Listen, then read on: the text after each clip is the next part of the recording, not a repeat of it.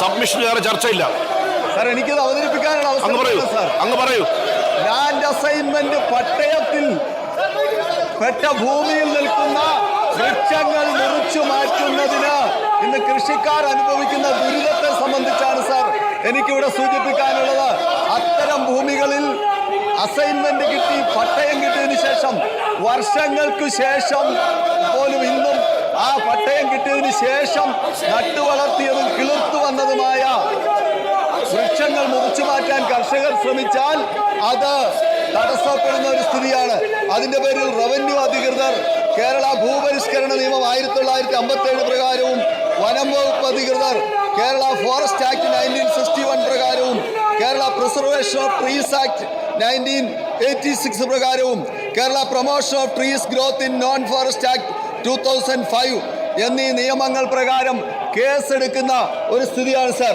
അത് തികച്ചും തെറ്റായ ഒരു നടപടിയാണ്. അതായത് Kerala preservation of trees act 1986 section 22 പ്രകാരം അതിങ്ങനെയാണ് പറയുന്നത്: notwithstanding anything contained in any law for the time being in force any assignment after the commencement of this act of land belonging to the government under any law. ഒന്ന് അവിടെ പോയിരിക്കും. നിങ്ങൾ raise ചെയ്തല്ലോ issue.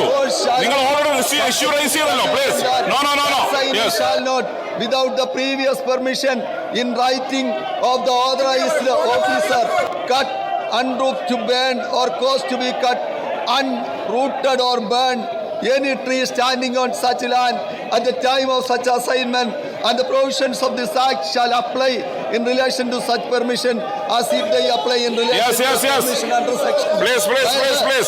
അവിടെ നിൽക്കണം. Please അവിടെ നിൽക്കണം.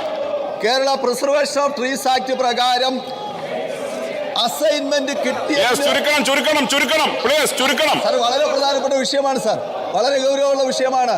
അസൈൻമെന്റിന്റെ സമയത്ത് ആ ഭൂമിയിൽ നിൽക്കുന്ന മരങ്ങൾക്ക് മാത്രമേ നിയന്ത്രണങ്ങൾ ബാധകമാവുകയുള്ളൂ. അതുതന്നെയാണ് Kerala promotion of tree growth non forest ആക്ടിൽ സെക്ഷൻ 61 പ്രകാരവും പറയുന്നത്. ഇവിടെ ഫോറസ്റ്റ് ആക്ട് പ്രകാരം കേസെടുക്കുകയാണ്. ഇവിടുത്തെ പ്രശ്നം എന്താണെന്ന് ചോദിച്ചാൽ ഫോറസ്റ്റ് ആക്ട് ഒരു നിലയിലും പട്ടയഭൂമിയിലെ അപ്ലൈ ചെയ്യാൻ കഴിയില്ല സാർ. കൃഷിക്കാർക്ക് ലഭിച്ചിരിക്കുന്ന പട്ടയത്തിലൂടെ ഭൂമിയിൽ മേൽ ലഭിച്ചിരിക്കുന്ന അവകാശത്തിന്മേലുള്ള അനധികൃതമായ കടന്നുകയറ്റമാണ് ഇവിടെ സംഭവിച്ചിരിക്കുന്നത്.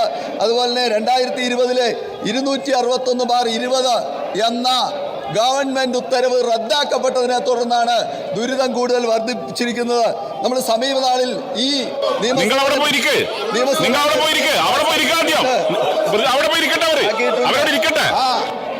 കേരള